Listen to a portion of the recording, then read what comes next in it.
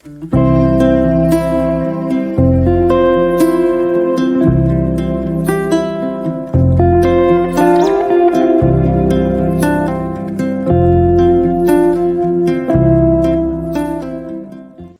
selamat siang. Apa kabar kalian semuanya?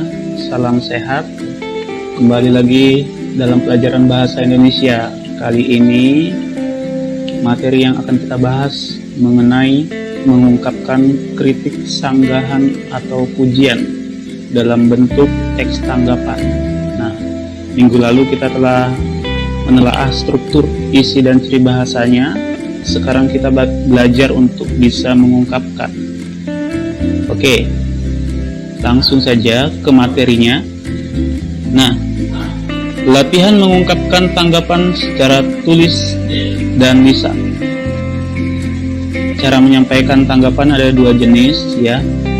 Ada secara tertulis dan juga ada secara lisan atau langsung berbicara.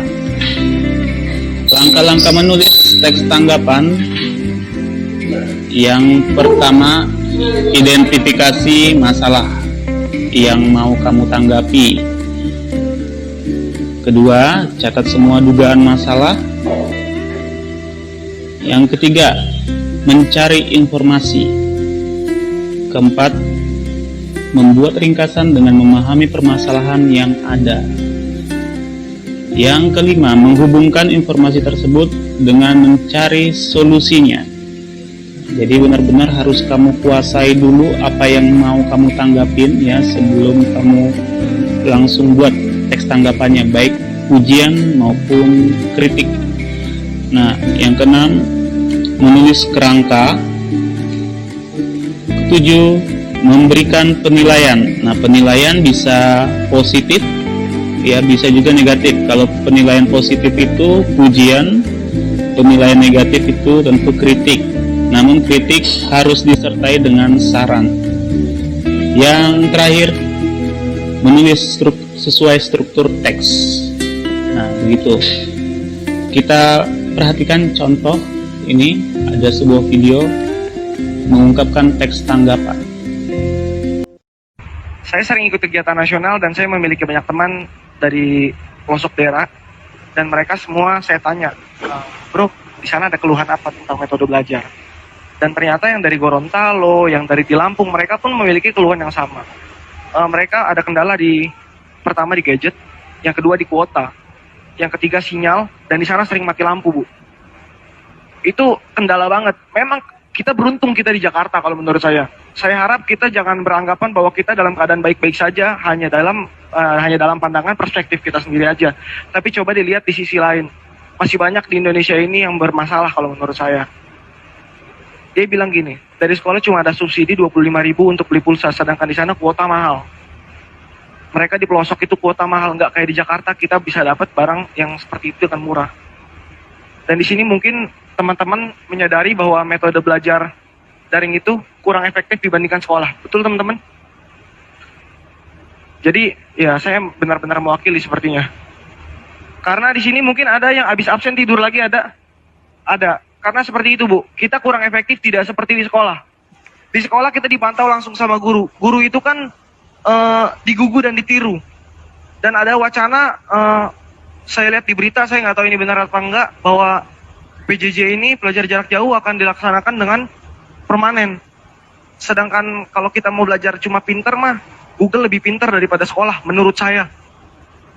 Iya, semua ada di Google. Kalau guru sejarah ya sejarah aja, ditanya matematika, tanya guru matematika, begitu. Tapi kalau misalnya Google tahu semua dia. Itu menurut saya.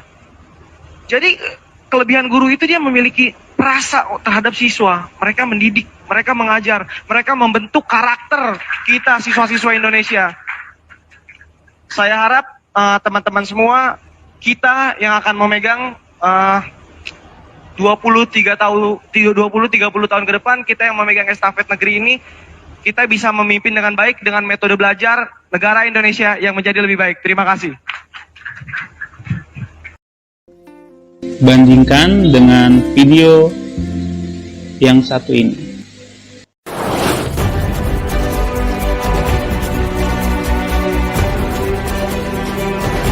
seneng banget. Jadi sebenarnya dari awal udah diajakin sama Billy untuk bergabung, untuk kasih sedikit mentorship tadi, itu tuh sangat luar biasa. Dari segi kualitas, dari segi desain, dari segi inovasi, itu tuh menurut aku sangat luar biasa. Berarti mereka tuh benar-benar pengusaha yang sesungguhnya, di mana mereka benar-benar bisa melihat peluang. Mereka bisa melihat peluang dan bisa menciptakan peluang itu gitu. Dan benar-benar tahu pasarnya siapa dan segala macamnya. Jadi semuanya sangat luar biasa. Harusnya produk-produk seperti ini harus lebih dikenal, dan bukan cuma dikenal di Indonesia aja, tapi juga di luar. Karena secara kualitas itu sudah sangat luar biasa. Untuk semua pengusaha, semangat terus, selalu ingat bahwa menjadi seorang pengusaha itu pasti butuh proses, tidak ada instan. Kita harus belajar dari proses tersebut. Ingat bahwa it's a never ending marathon. Kita kayak berlari maraton terus, bukan kayak lari sprint sekali cepat selesai. Harus ada yang selalu diingat bahwa kita jadi seorang pengusaha, kita harus punya 4 hal gitu. Pertama, punya mindset dan niat yang benar. Namanya juga menjadi entrepreneur harus punya entrepreneurship mindset gitu, punya leadership dan segala macamnya.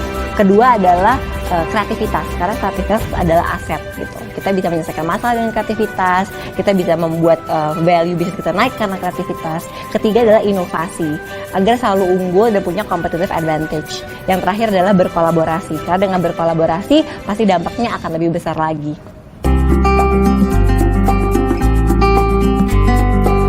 Untuk para calon investor, tadi semua usaha-usaha yang udah aku lihat, produk-produknya, servisnya bagus-bagus semua.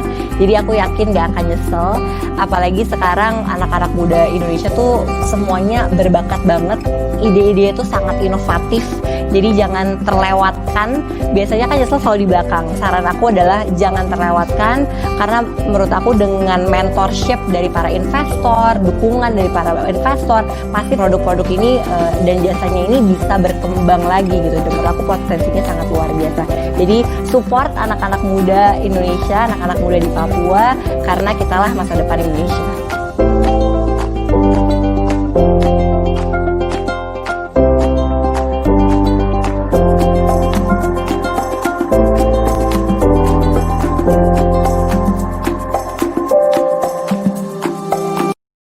Setelah kamu amati, nah video yang pertama kira-kira itu berisi apa?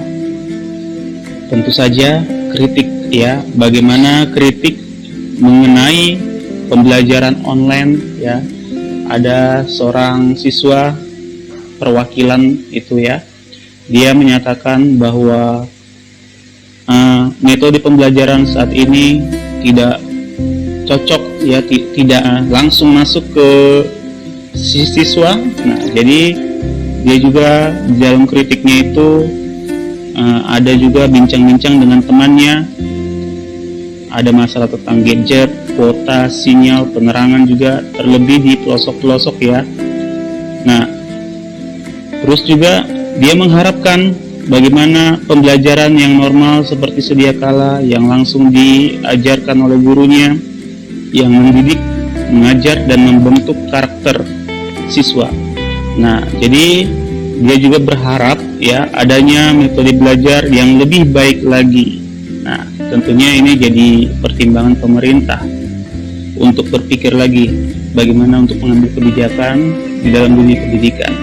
Bandingkan dengan video yang tadi yang kedua, apresiasi pengusaha muda Papua. Nah, apresiasi itu tentu bermakna positif ya, pujian. Jadi di sini juga dibahas bagaimana Putri Tanjung, staf milenial, mengkomentari pengusaha muda di Papua. Dia juga melihat kualitas desain inovasinya sangat luar biasa. Dan pengusaha Papua itu sebenarnya mempunyai nilai jual yang tinggi juga, peluang. Dia juga menyarankan tetap semangat, dan ada 4 hal yang harus diperhatikan dalam investasi dunia usaha. Yang pertama, pola pikir dan niat yang benar. Yang kedua, kreativitas lebih ditingkatkan lagi. 3, inovasi. Dan 4, kolaborasi lagi supaya lebih berkembang dengan investor begitu. Nah, jadi semua hal-hal positif yang disampaikan oleh Putri Tanjung, staf milenial. Oke, struktur teks tanggapan. Ada 3 hal struktur teks tanggapan ini. Yang pertama konteks, kedua deskripsi, ketiga penilaian. Konteks itu mengacu apa yang ditanggapi, di mana, dan hal apa. Deskripsi ini mengacu bagaimana hal itu terjadi. Penilaian bisa berupa pujian, pro, yaitu yang mendukung, bisa juga kritik atau kontra yang bertentangan, namun disertai dengan saran perbaikan. Nah, kita bisa cermati juga ciri-ciri teks tanggapan. Ada beberapa hal di sini. Yang pertama, objektif, harus sesuai dengan fakta atau data menanggapinya ya. Jangan kamu menanggapi namun faktanya itu masih belum akurat. Dan kalian juga harus tahu ciri-ciri selanjutnya, sopan. Jadi menghargai bagaimana kamu juga supaya bisa dihargai pendapat kamu orang lain ya. Yang ketiga, logis, masuk akal, bisa diterima oleh orang lain pendapat kamu. Keempat, terdapat pujian. Kalau memang itu tanggapannya berupa pujian hendaknya tulus, bukan basa-basi. Namun kalau itu tanggapannya berupa kritik, hendaknya kritik itu mendorong untuk perkembangannya agar bisa di kemudian hari semakin termotivasi lagi dan memperbaiki. Nah, tentu memperbaiki itu harus disertai dengan saran-saran supaya lebih berkembang ya, saran-saran yang bersifat positif. Sudahkah teks tanggapan Anda memenuhi kriteria tersebut?